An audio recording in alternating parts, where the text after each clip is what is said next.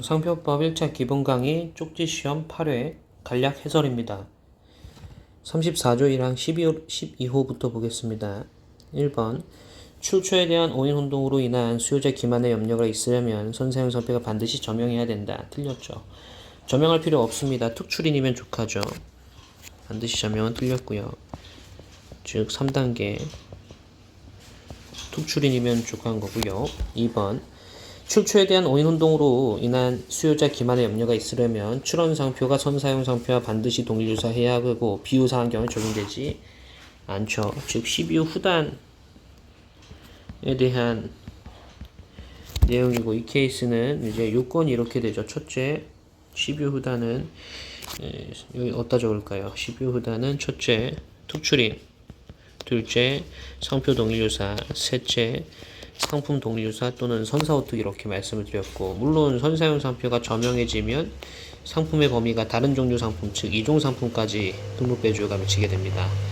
하지만 언제나 상표는 동일유사해야 하는 거죠. 비유사한 경우에 적용되지 않습니다. 참고로 34조 1항 11호 전단에서는 상표가 비유사에도 적용될 수 있고 그게 바로 광의운동, 구모화용이라고 말씀을 드렸습니다.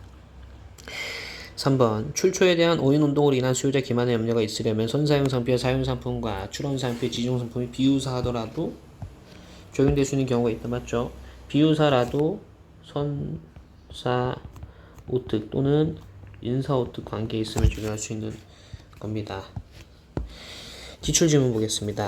판례는 인용상표가 수요자나 거래자에게 특정인의 상표로 인식 특출인 3단계고요. 정도로만 알려져 있는 경우에도 만일 어떤 상표가 인용상표와 상표가 이제 동일유사하고 또한 그 인용상표가 인용상표의 사용상품과 동일유사한 상품에 사용되는 경우 못지않을 정도로 인사오특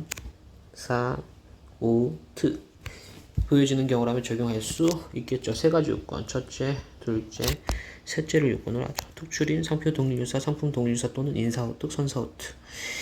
두 번째, 수요자 기만 염려가 있는 상표와 관련해서 판례는 동일유사한 상표가 핸드백과 여자 구두, 핸드백과 여자 구두는 일단 비유사거든. 비유사라 하더라도 굉장히 결연관계가 깊죠.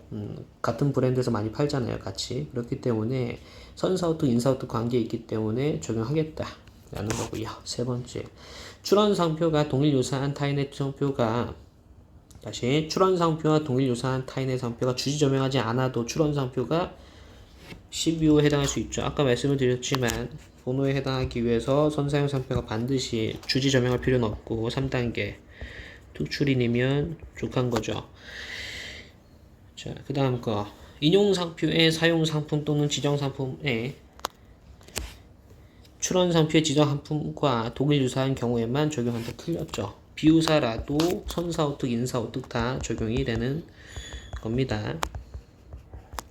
13호 보겠습니다. 1번 13호는 국내에서 인식도를 구비하지 아니한 경우에도 적용할 수 있죠. 속지주의 원칙의 예외로 국내 또는 국외에서 인식도를 구비하면 되고 여기서 말하는 인식도는 특출인 3단계죠. 2번 13호는 선사용 상표의 사용 상품이 동일유사한지 여부를 따질 여지가 없다. 틀렸죠. 자, 두 가지 관점에서 13호는 일단 상표가 동일유사해야 되는데 반면에 상품에 대한 제한이 없어요. 따라서 상품이 반드시 동일유사해야 되는 건 아니야. 하지만 대신에 우리가 부정한 목적을 판단할 때에는 상품이 동일유사성을 고려할 수는 있습니다. 이렇게 나온 거죠. 15호 보겠습니다. 34주의랑 15호 상표 등록을 받으려는 상품 또는 상품 포장의 기능을 확보하는 데 꼭 필요한 서비스의 경우에는 그 이용과 목적에 꼭 필요한 경우 입체, 형상, 색채, 조합, 소리, 냄새, 마누로가 빠졌죠. 마누로는 상표 등록 받을 수 없어야 됩니다. 자, 16호 보겠습니다. 세계무역기구 회원국 내의 포도주 또는 중주주 산지에 관한 지지적 표시로 구성되거나 그 지지적 표시를 포함하는 상표로서 포도주, 중류주 또는 이와 유사상품 개정법에서 삭제됐다고 했습니다. 빠져야 되고요. 2번 세계무역기구 회원국 내 포도주, 중주주 산지에 관한 지적 표시로서 포함되는 상표로서 포도주, 중주주에 사용한 상표는 등록을 받을 수 없다. 다만 지적 표시 정당한 사용자가 해당 상품 지정 상품으로 해서 상표가 아니라 지표단 지표단으로 출원한 경우에 등록이 가능합니다. 그리고 상표로 출원한 경우에는 원칙적으로 등록이 안 됩니다. 즉 2번에서 앞쪽을 이제 원칙이라 하고 뒤쪽을 예외라고 한다면, 자, 예외가 없으면 원칙으로 가야 되거든. 예외는 뭐라고 규정하냐면 지적표시 정당 사용자가 지표단으로 등록 가능하다라는 게 예외야. 그럼 상표는 예외로 규정하고 있잖아요. 즉 상표 출하는 경우 예외로 규정하고 있지 않기 때문에 이 케이스는 원칙으로 가야 돼. 원칙에 따라 등록을 받을 수 없는 거죠.